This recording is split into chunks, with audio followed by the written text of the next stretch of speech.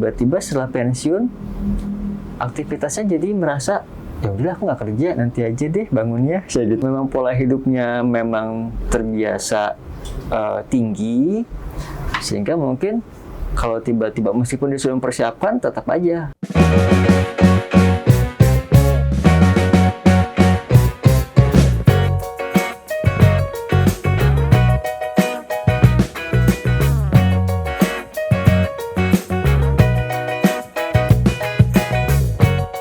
Hai, jumpa lagi dengan PSE. Sekarang Bude akan mengajak rekan-rekan bersama dengan psikolog andalan kami adalah Bapak Dhani Darmawan untuk membicarakan mengenai masa-masa sulit saat orang tua mau meninggalkan kerjanya, mau keluar dari dinasnya, dan apa yang harus dialami dan sebagainya. Karena beberapa orang secara psikis akan takut, mungkin ada yang ragu-ragu, mungkin ada yang malah bahagia, ada juga yang bingung karena biasanya dari pagi sampai siang itu sudah ada waktu yang harus diluangkan untuk bekerja. Tetapi pada saat pagi datang, dia akan apa sih kayak orang kebingungan. Nah, nanti kita akan membahas mengenai bagaimana cara-cara untuk mengatasi bersama Bapak Dhani, seorang psikolog yang sudah lama berkecimpung. Selamat siang Pak Dhani. Selamat siang Bude. Gimana jumpa lagi dengan kita? Saya selalu merasa selalu merasa senang, bahagia, sangat excited banget bisa ngumpul lagi sama Bude yang membahas masalah yang sifatnya kesehatan mental gitu Bude. Termasuk mungkin nanti yang kita akan bahas terkait dengan masa pensiun. Gitu. Ya itu dia, masa pensiun itu masa yang masih menjadi momok dari sebagian besar mungkin individu yang masuk ke periode dianggap sudah tidak lagi kompetens gitu ya. Bahasanya gitu. Kalau kita ngomong kompeten sebenarnya kan ya nggak harus terkait dengan masalah usia sebenarnya. Seperti contohnya kan Bude sudah pensiun tapi tetap kompeten gitu bahasanya kan. Tetap bahagia, tetap energik gitu. Dan itu tergantung dari persepsi kita masing-masing. Seberapa jauh individu itu sudah mempersiapkan diri agar dia siap untuk berhadapan dengan kepensiunannya, bahasa gitu ya. Karena masa pensiun itu kan masa yang dianggap penting juga. Kenapa dianggap penting? Karena banyak orang yang kemudian bermasalah dengan masa-masa pensiun. Kenapa sih itu kemudian menjadi bermasalah? Karena ada beberapa hal yang tidak disiapkan gitu. Mereka tidak tahu bahwa pensiun itu suatu hal yang sifatnya butuh persiapan matang. Banyak perubahan yang dialami, mulai dari ritme aktivitas, kemudian juga selain aktivitas, ritme identitas, gitu ya. Identitas juga berubah, kemudian juga selain identitas, selain itu juga ada yang sifatnya bahasa kita itu merasa bahwa dia masih memiliki aktivitas yang rutin, tiba-tiba udah pensiun, pagi-pagi sih nggak ke kantor ya, sih di rumah aja, ngapain gitu bahasanya kan ya. Terus kemudian juga yang biasanya memiliki posisi di mana dia bisa meminta atau memerintahkan, tiba-tiba di rumah dia merintahin siapa? Merintahin anaknya malah papa ini atau mama ini gitu kan. Ya udah apa-apa nyuruh-nyuruh terus misalnya kayak gitu. Itu menjadi suatu hal yang membuat dia merasa kehilangan identitasnya. Dia dulu seorang yang memiliki rutinitas aktivitas yang sangat padat, tiba-tiba tidak ada aktivitas sama sekali. Over syndrome itu ya Pak, yang orang-orang bisa katakan. Bisa masuknya ke sana, ya, di mana dia merasa bahwa punya kekuatan, sehingga pada saat dia pensiun kekuatannya menjadi hilang, merasa ketidakbergunaan, merasa tidak keberhargaannya menjadi hilang, pemaknaan dia terhadap lingkungan sosial juga menjadi kecil, bahwa dia merasa tidak dianggap lagi gitu, karena terbiasa dengan lingkungan pekerjaan. Saat di rumah ternyata lingkungan sosialnya nggak ada. karena sudah terlalu banyak berkecimpung di dunia pekerjaannya. Nah, kenapa kemudian dalam suatu institusi, misalnya di pemerintahan, itu ada yang namanya masa persiapan pensiun? Ya, periode itu kan memang dilakukan 2 tahun sebelum masa pensiun itu dilakukan. Nah, ini menjadi suatu hal yang membangun bagaimana kemudian para pensiun ini mempersiapkan diri terkait dengan ritme aktivitas, bagaimana dia menyusun suatu identitas baru yang awalnya seorang pekerja, kemudian menjadi seorang yang tidak bekerja. Apakah mereka siap untuk kemudian berhadapan dengan permasalahan-permasalahan yang muncul di fase setelah tidak bekerja? Nah, ini yang perlu untuk diberikan pemahaman.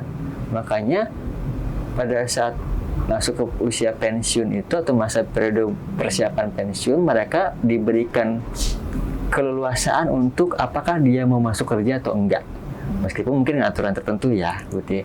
Tapi artinya mereka dibiarkan tidak hanya fokus lagi pada dunia pekerjaan yang sifatnya institusional, tapi mereka juga diberikan kebebasan untuk mengerjakan hal-hal yang sifatnya di luar pekerjaan dasarnya sebagai pekerja di ruang lingkup institusional tersebut. Nah, banyak yang kemudian tidak memanfaatkan itu. Nggak mengambil masa persiapan pensiun gitu. Karena dia merasa bahwa saya mau maksimalin aja nih sampai di usia saya pensiun, sehingga pada saat usia pensiunnya diambil, bingung, dia belum membangun apapun. Mereka belum membangun apapun, ritmenya belum kebentuk, identitasnya masih sebagai seorang identitas yang bekerja, kemudian dia merasa masih punya power untuk melakukan sesuatu, dan tiba-tiba hilang itu semua. Gitu ya. Makanya perlu kita lihat bahwa bagaimana persiapan ini akan menentukan seberapa kualitas hidup itu akan terus berjalan setelah masa pensiun dijalani, dan seberapa besar masalah-masalah ini akan muncul nantinya kalau memang dia tidak mempersiapkan itu. Gitu. Terus itu kan untuk merubah suatu perilaku itu butuh sekitar 6 bulan secara konsisten ya, Budi. 6 bulan minimal. Jadi apabila dia sudah melakukan suatu hal selama 6 bulan secara konsisten, udah otomatis itu akan menjadi suatu hal yang menjadi karakter dia nantinya gitu. Ya, sedangkan kita mungkin saat bekerja hampir kurang lebih 30-35 tahun melakukan kedisiplinan terkait dengan aturan yang ada di institusi. Saat tiba-tiba kemudian dia kalau tidak ada ritme penyesuaian, pasti kaget banget gitu ya, pasti kaget banget. Makanya digunakan 2 tahun ini menjadi suatu waktu yang terhitung sangat fleksibel sekali, sangat mencukupi bagaimana kemudian kalau dimanfaatkan dengan baik, itu sangat bisa membuat seseorang bisa menyesuaikan dengan ritme barunya, gitu ya. Karena yang jadi masalah terkadang banyak hal yang terfikirkan, artinya karena memang terbiasa diatur, saat kemudian dia punya kebebasan waktu yang sangat fleksibel sekali, malah jadi bingung. Saya mau ngapain? Gitu ya. Yang biasanya office hour dari jam misalnya berangkat dari rumah, bahkan pas subuh jam 5 udah berangkat. Pulang sampai rumah pas udah mau maghrib lagi. Malam istirahat langsung tidur bisa gitu kan. Sekarang ini sepanjang hari saat matahari masih terbit, dia nggak ngapa-ngapain.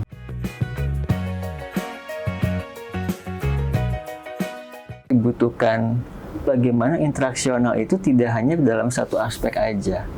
Tidak hanya waktu itu dihabiskan dalam satu lingkupan saja. Makanya dibutuhkan berinteraksional dengan tetangga misalnya, berinteraksional dengan keluarga, bagaimana dia terbiasa bergabung dalam suatu organisasi kemanusiaan misalnya, atau mungkin aktivitas-aktivitas lingkungan misalnya ikut pengajian gitu ya, ataupun kalau misalnya ada lomba-lomba dia ikut menjadi panitia atau karang taruna, kalau dalam konteks ini menjadi penasehat mungkin nantinya kalau sudah dalam konteks dia sudah berusia seperti itu, atau mungkin lebih lagi masuk kepada menjadi pengurus DKM misalnya kalau ada di masjid sekitar, itu juga bisa dilakukan. Selain itu juga mungkin bisa kita lakukan misalnya aktivitas fisiknya jangan sampai berkurang pada saat sudah pensiun. Yang biasanya pagi berangkat, beraktivitas jalan paginya kencang, kemudian dia naik transportasi umum atau dia berkendara, tiba-tiba setelah pensiun aktivitasnya jadi merasa ya udah aku nggak kerja, nanti aja deh bangunnya saya gitu dok. Itu kan menjadi ritme yang kemudian secara kesehatan akan menurun. Secara mental juga menurun, secara fisik juga akhirnya ritmenya juga jadi menurun, dan hal seperti ini mau nggak mau tetap harus dipertahankan. Artinya kita perlu tahu bagaimana kita merubah kebiasaan itu menjadi bentuk yang lain gitu. Aktivitasnya misalnya ya udah setiap pagi dia kita harus berangkat, sekarang setelah pensiun ya tetaplah kalau bisa jalan paginya aja dikuatin gitu kan, pagi jalan-jalan. Kemudian juga jangan sampai lupa ngatur pola makan.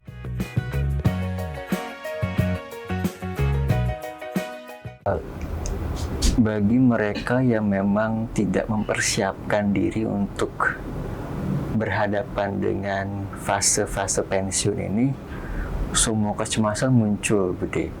Mulai dari kecemasan finansial. Ya, itu yang paling menjadi pengaruh besar. Karena pada saat seorang pensiun, ya mungkin dulu dia dapat gaji dan tunjangan. Tunjangan itu kan lebih besar daripada gaji. Tiba-tiba sekarang hanya dapat 75% dari gaji pokoknya aja. Kita bisa hitung tunjangannya berapa, tiba-tiba dipotong sebegitu besar. Apakah itu kemudian bisa mencukupi kalau memang dia tidak mempersiapkan secara finansial sebelum-sebelumnya? Apakah gaji yang dia dapatkan setelah pensiun mampu untuk membiayai kehidupan dia pada saat masih bekerja? Kan nggak mungkin juga tiba-tiba banyak yang hilangkan gitu kan ya. Kecuali dia sudah mempersiapkan diri bahwa untuk kehidupan saya butuhnya berapa, sehingga saya harus mempersiapkan atau menambahkan penghasilan seperti apa. Banyak orang yang kemudian ya udah buka kontrakan atau investasi yang sifatnya, tapi tergantung bagaimana individu mampu nggak mengelola keuangannya, karena terkait dengan pola hidup nantinya, gitu ya.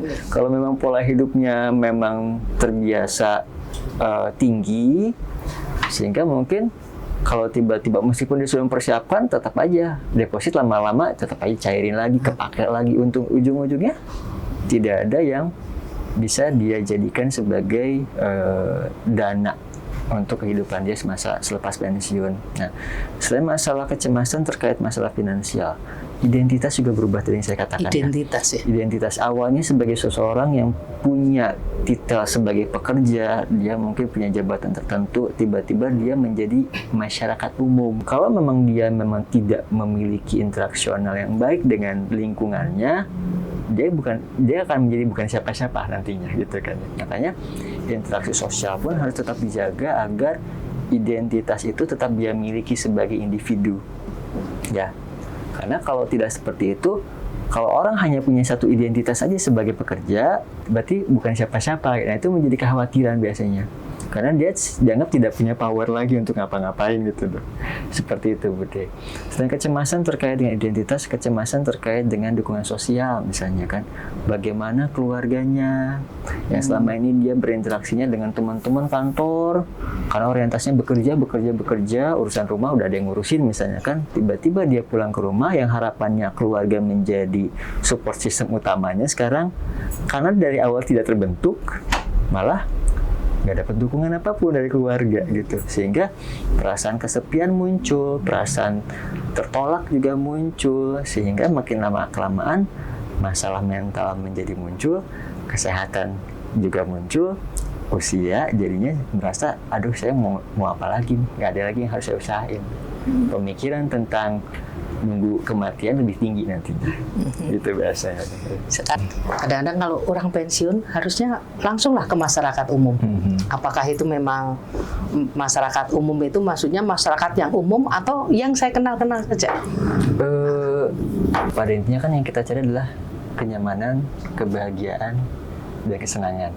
Jadi kalau misalnya melihat bahwa kita masuk dalam komunitas yang memang tidak kenal membuat kita malah makin depresif, makin gak nyaman, ya apa gunanya? Tapi artinya komunitas ini adalah sesuatu kelompok yang membuat kita bisa terhubung dengan orang lain dan kita bisa merasa nyaman untuk berinteraksi dengan mereka gitu biasanya.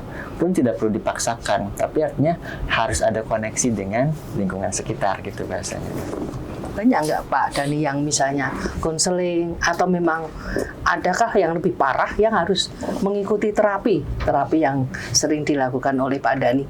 Sejauh ini masalah pensiun memang belum terlalu banyak udah yang memang saya tangani. Tapi artinya permasalahan-permasalahan yang dihadapi oleh klien-klien yang masuk masa pensiun ini kurang lebih seperti itu sih permasalahannya. Merasa bahwa ritmenya jadi berubah, kemudian dulu saya punya bawahan yang banyak yang bisa saya untuk mintai atau saya perintahkan, sekarang udah nggak ada gitu. Kemudian muncul perasaan-perasaan takut yang kok sekarang saya jadi, dulu saya masih bisa berkendara tapi sekarang kok saya berkendara jadi lebih ngerasa gemeteran ya, itu pun muncul di situ. Jadi merasa bahwa secara fisik sudah berkurang kemampuannya sehingga membuat dia mensugestikan bahwa memang saya udah nggak mampu ya gitu. Lebih kondisi-kondisi psikologisnya ke sana sih, Budi. Berarti merasa nggak mampu itu saat ininya. Karena memang ritmenya menjadi berubah. Mungkin bagi rekan-rekan Sobat Sehat, kalau seandainya ada problem masalah apapun, baik sebelum pensiun maupun sesudah pensiun, untuk keluarga, untuk teman, lihat ya, Anda bisa hubungin kami, apa saja yang harus dilakukan, WA ke nomor ini. Oke? Kami tunggu selanjutnya. Jangan lupa like, subscribe, dan komen. Komen ini akan membantu apa saja yang Anda butuhkan untuk pengembangan kami lebih lanjut. Terima kasih.